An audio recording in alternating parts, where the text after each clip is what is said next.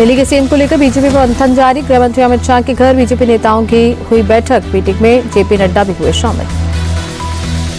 Delhi BJP के दफ्तर में विधायक दल की बैठक। मीटिंग में बीजेपी सांसद भी शामिल हुए। विधायक और सांसदों ने आगे की रणनीति पर चर्चा की। भाजपा के राष्ट्रीय उपाध्यक्ष बैजयंत जय पांडा बोले, दिल्ली 27 साल बाद बहुत बड़े बदलाव के लिए तैयार है। विकसित दिल्ली की गारंटी को पूरा करेंगे।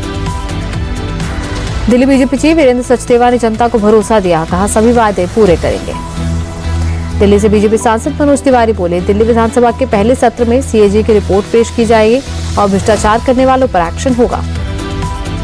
बीजेपी सांसद रामवीर सिंह भिदोड़ी बोले, किसी को जेल भेजने का काम बीजेपी का नहीं, अदालतें फैसला लेती हैं, लेकिन भ्रष्टाचार के खिलाफ पीएम ने जो कहा है वो होकर रहेगा। नई दिल्ली से चुनाव जीतने के बाद अपने पैतृक गांव मुंडका गए प्रवेश वर्मा। दादा भैरव बाबा मंदिर में पूजा कर पितृदेव का आशीर्वाद लिया।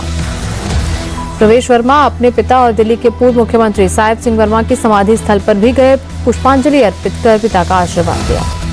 प्रवेश वर्मा बोले, दिल्ली में बहुत सारे काम करने हैं, हम दिल्ली को बहुत खूबसूरत राजधानी बनाएंगे। यमुना नदी को लेकर प्रवेश वर्मा बोले, यमुना रिवर फ्रंट बनाना हमारी सर्वोच्च प्राथमिकता होगी। दिल्ली के मुस्तफाबाद का नाम बदला जाएगा। नवनिर्वाचित विधायक मोहन सिंह बिष्ट बोले, मुस्तफाबाद का नाम अब शिवपुरी या फिर शिव विहार होगा। कस्तूरबा नगर से बीजेपी के विधायक नीरज बसोरिया बोले, डबल इंजन की सरकार में दिल्ली में विकास के बहुत सारे काम होंगे, यमुना को भी साफ करेंगे। मोती नगर में बीजेपी कैंडिडेट हरीश खुराना ने विक्ट्री रैली निकाली, कहा साफ पानी, अच्छी सड़क और सीवर की व्यवस्था करना प्राथमिकता है। मोती नगर से बीजेपी के विजयी उम्मीदवार हरीश खुराना बोले, केजरीवाल ने बहुत भ्रष्टाचार किया, अब उनको सजा देने का वक्त आ गया है। करावल नगर से चुनाव जीतने पर कपिल मिश्रा ने विक्ट्री रैली निकाली, समर्थन देने के लिए जनता का आभार जताया। कपिल मिश्रा बोले, मेरी जीत का श्रेय सिर्फ पीएम मोदी और जनता को जाता है, मैं सीएम पद की रेस में नहीं हूँ। मालवीय नगर से बीजेपी के नवनिर्वाचित विधायक सतीश उपाध्याय बोले, कांग्रेस ने पिछले 60 सालों में जो किया उसका खामियाजा उसे भुगतना पड़ेगा।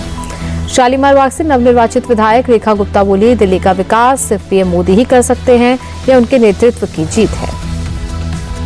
बीजेपी नेता आरपी सिंह बोले, केजरीवाल के लिए मुश्किलें बढ़ने वाली हैं, उन्होंने 10 सालों में बहुत भ्रष्टाचार किया है। दिल्ली चुनाव के नतीजों पर बीजेपी नेता तरुण चुग बोले, केजरीवाल की झूठ और आडंबर की राजनीति का पूरा अध्याय समाप्त हुआ।